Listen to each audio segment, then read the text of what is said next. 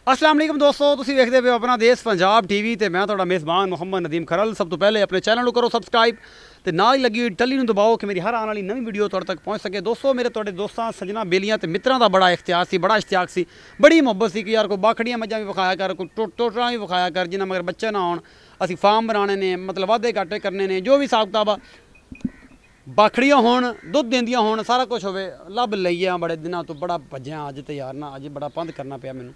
तो ये दो बाखड़ियां लभियां ने मैनूं, दुद्ध भी कोई 5-5 6-6 सेर दो टाइमां दा हैगा।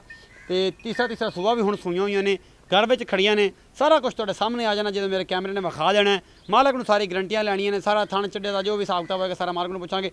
दो मज्जां ने, दोनों बाखड़ियां ने, तीन सूए सूह चुके हैं, चौथा सूआ इन्होंने सुना है। सारा कुछ तुहाडे सामने कर देना, जिहड़ा भी लस्सी है, पानी है, मधानी है, मक्खन है, जो भी है सारा कुछ तुहाडे सामने आ जाना। कैमरा मैन सब तो पहले तो मैच विखाओ ना, उस सुबह सारा कुछ तुहानूं मालक नूं पुछांगे। ए बल्ली है जी, सिंह थोड़ा खुला है, चंगे वड्डे वजूद की मझ है। आ तुहाडे कोल सामने एक एक चीज़ मेरा कैमरा मैन दिखा रहा तुहानूं, और तुहानूं एक एक चीज़ पसंद भी आएगी। थण पूरा सोहना, विरलां दे चंगा उच्चे कबाड़ दी, चंगे उच्चे वजूद की मझ है, खुले वजूद की चंगी। चौथा सूआ इन्हें हुण सोना, तीसरा सूआ सूह चुकी है, जिहड़ा बाखड़ कीता है इन्हें, तीसरे सूए की बाखड़ी है। यह मेरा कैमरामैन तुहानूं विखा रहा है सारा एक एक चीज़। कैमरामैन बेहतरीन तरीके नाल और खूबसूरती नाल एक एक चीज़ तुहानूं माकूल ते मुनासब तरीके नाल ये विखा रहा है। दुद्ध जे दिंदी आ, सारा कुछ कैमरे की नज़र है, कोई झूठ छड़प नहीं, कोई सारा कुछ नहीं, कोई मामला नहीं।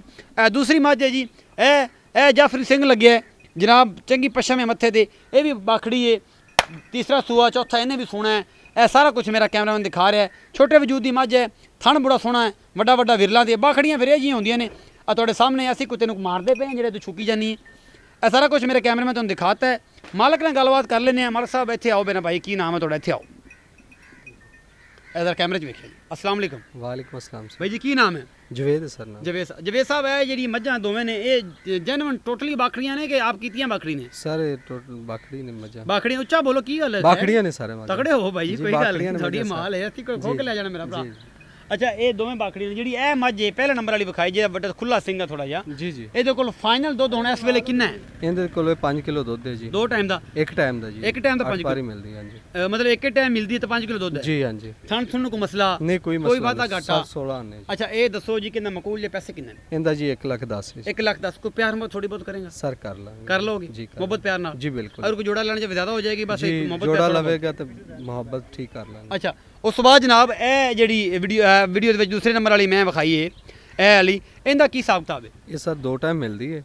दो टाइम थले? हाँ जी, 5 किलो तारां तो थोड़े घट ने, 4.5 किलो तारां ने। दो टाइम? हाँ जी, दो टाइम दिया। अच्छा, ये भी भाड़े दी मिलदी जी? ये सर सुबह पाड़े ते शाम ਨੂੰ ਟੀਕਾ ਲਾ। ਥਾਣੇ ਛਾਣੇ ਚ ਕੋ ਮਸਲਾ? ਥਾਣੇ ਦਾ ਥੋੜੀ ਜੀ ਮੋਟੀ ਧਾਰ ਆਂਦੀ ਮਗਰਲਾ ਕਿ ਪਿਛਲਾ? ਅਗਲਾ ਬਹਿਣੀਆਂ ਜੀ ਥਾਣ ਜਿਹੜਾ ਪਿਛਲਾ ਥਾਣ ਉਹਦੀ ਥੋੜੀ ਧਾਰ ਮੋਟੀ? ਹਾਂ ਜੀ ਮੋਟੀ। ਬਾਕੀ ਕੋਈ ਮਸਲਾ ਨਹੀਂ? ਬਾਕੀ ਕੋਈ ਮਸਲਾ। ਗੋਬਣਾ ਤਾਂ ਕੋਈ ਨਹੀਂ ਹੈ ਜੀ? ਸਾਰੇ ਮਹੀਨੇ ਡੇਢ ਦੀਆਂ ਹੈਗੀਆਂ ਨੇ, ਪਰ ਗੱਬਣਾ ਬਣਾ ਕੇ ਦੇਣੀਆਂ ਨਹੀਂ, ਨਿਕਲਿਆਂ ਤੇ ਅਗਰ ਨਿਕਲਿਆਂ ਦੇ ਨਸੀਬ ਹੈ, ਵੇਲੀਆਂ ਕਰਕੇ ਦੇਣੀਆਂ ਜੀ? ਬਿਲਕੁਲ ਜੀ ਬਿਲਕੁਲ। ਇਹ ਦੁੱਧ ਵੀ ਜਿਹੜਾ ਦੱਸਿਆ ਜਨਮ ਨੇ? ਜੀ ਜਨਮ ਚੋਕ। ਅੱਛਾ, ਇਹਦਾ ਕਿੰਨਾ ਮੁੱਲ ਹੈ?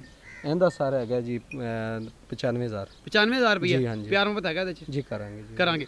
ਇਹ ਜਨਾਬ ਮੇਰੇ ਵੀਰ ਜਵੇਦ ਭਾਈ ਨੇ ਦੋਨਾਂ ਮੱਝਾਂ ਦਾ ਮੁੱਲ ਕੀਤਾ, ਇੱਕ ਦਾ 95,000, ਇੱਕ ਦਾ 1,10,000 ਰੁਪਏ। ਪਿਆਰ ਮੁਹੱਬਤ ਦੋਨਾਂ ਚਾਹੇਗਾ। ਦੋਨੋਂ ਬਾਕੜੀਆਂ ਨੇ, ਜਿਸ ਮੇਰੇ ਵੀਰ ਨੂੰ ਜ਼ਰੂਰਤ ਹੋਵੇ ਮੇਰੇ ਨਾਲ ਰਾਬਤਾ ਕਰ ਸਕਦਾ। 0300 097 58 ਨੰਬਰ WhatsApp ਤੇ ਵੀ ਹੈ ਜਨਾਬ। ਇਹ ਨੰਬਰ ਤੁਹਾਡਾ ਵੀਰ ਦਾ ਈਮੋ ਤੇ ਵੀ ਹੈ, WhatsApp ਈਮੋ, ट्विटर ਤੇ ਵੀ ਹੈ। ਸਾਰਾ ਕੁਝ। ਆਪਣਾ ਬਹੁਤ ਸਾਰਾ ਖਿਆਲ ਰੱਖਿਆ ਜੀ। ਮਿਲਾਂਗੇ ਨਵੀਂ ਵੀਡੀਓ ਵਿੱਚ। ਅੱਲਾ ਨਿਗਹਿਬਾਨ।